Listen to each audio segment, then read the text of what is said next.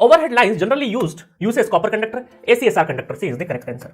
ACSR is used in place of copper in overhead lines because high current carrying capacity, being lightly in weight, economical and higher tensile strength. All options are correct. नहीं देखो ACSR अगर हम copper की comparison करें तो copper का conductivity तो सबसे ज्यादा होता है। ACSR में तो भाई एल्यूमिनियम है ना, स्टील और एल्यूमिनियम, तो conductivity higher current carrying capacity, मतलब करंट कैरिंग कैपेसिटी इसकी कॉपर से तो ज्यादा नहीं, कॉपर की सबसे ज्यादा है ना, क्योंकि उसकी कंडक्टिविटी सबसे ज्यादा है। तो इसका मतलब हम ये बोल सकते हैं कि यहाँ पर ये जो ACSR हम लेते हैं वो बिकॉज कि हम क्या करते हैं, ACSR का मतलब सिर्फ एल्यूमिनियम से कंपैरिजन नहीं चल रहा है कि कॉपर और एल्यूमिनियम का। ACSR के अंदर स्टील होता है, स्टील को क्यों रखते हैं, टेंसाइल स्ट्रेंथ बढ़ाने के लिए कि भाई मजबूत रहे, ऐसा नहीं झूल नहीं जाए बहुत ज्यादा, है ना। तो टेंसाइल स्ट्रेंथ के लिए और इकोनॉमिकल, क्योंकि एल्यूमिनियम इकोनॉमिकल पड़ता है, टेंसाइल स्ट्रेंथ बढ़ता है स्टील की वजह से और इकोनॉमिकल पड़ेगा एल्यूमिनियम की वजह से।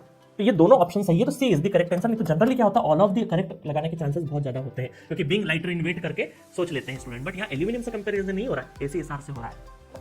66 kilovolt is suitable for transmission of power over 30 kilometre, 60 kilometre, 120 kilometre, 200 kilometre. अब देखो ये हमारा यहाँ पे अगर कॉमन सेंस लगाए हम लोग तो यहाँ पे 20 से लगा के 20 किलोवोल्ट से लगा के 100 किलोवोल्ट के बीच में हमारा क्या रहता है, ये किलोवोल्ट के बीच में मीडियम ट्रांसमिशन लाइन रहता है, मीडियम ट्रांसमिशन लाइन रहता है, ठीक है। बट ये मीडियम में भी क्या है, थोड़ा सा रेंज बदलता रहता है, और शॉर्टर में आपका जो रहेगा वो लेस देन 20 किलोवोल्ट जो रहेगा आपका, वो किसके लिए रहता है, आपका शॉर्ट ट्रांसमिशन लाइन के लिए। तो 66 किलोवोल्ट हमारा बेस्ट सुटेबल कहां जाएगा, हमारा मीडियम ट्रांसमिशन लाइन। और मीडियम कहां से कहां तक है, मीडियम आपका होता है मीडियम शॉर्ट ट्रांसमिशन लाइन, जो शॉर्ट ट्रांसमिशन लाइन होता है less than 80 kilometre, less than 80 kilometre. और मीडियम ट्रांसमिशन लाइन 80 किलोमीटर से लगा के 160, 200 है ना, जो भी अलग अलग जगह पे अलग अलग 200 किलोमीटर, तो 80 से 200 के बीच में। अब देखो ऑप्शंस देखो, तो यहाँ पर 66 kilovolt is suitable for transmission of power over 30 kilometre. तो नॉर्मली आपका जो आंसर होगा कि सर ये तो मीडियम में फॉल करता है, मीडियम में है ना, 60 तो मीडियम में, और मीडियम के हिसाब से किलोमीटर क्या है, 30 और 60 तो नहीं, 80 के अबो होना चाहिए, तो 80 के अबो 120 है,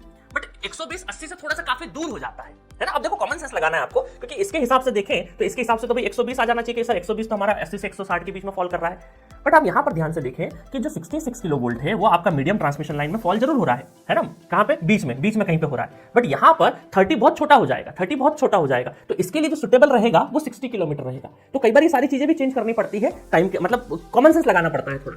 इसीलिए मैंने आपको जब शॉर्ट, मीडियम और लॉन्ग ट्रांसमिशन लाइन का वो बताया था, उसमें एक चीज बताई थी कि आप L/F के रेशो से ज्यादा याद रखना, क्योंकि कई बार इलेक्ट्रॉनिक्स में क्या होगा, लेंथ है 1 किलोमीटर का और फ्रीक्वेंसी है 4 किलोहर्ट्ज, तब आपका बदल गया, तब उसको लॉन्ग में कंसीडर करते हैं, चाहे वो 1 किलोमीटर की लंबाई है, ये भी बताया था मैंने आपको।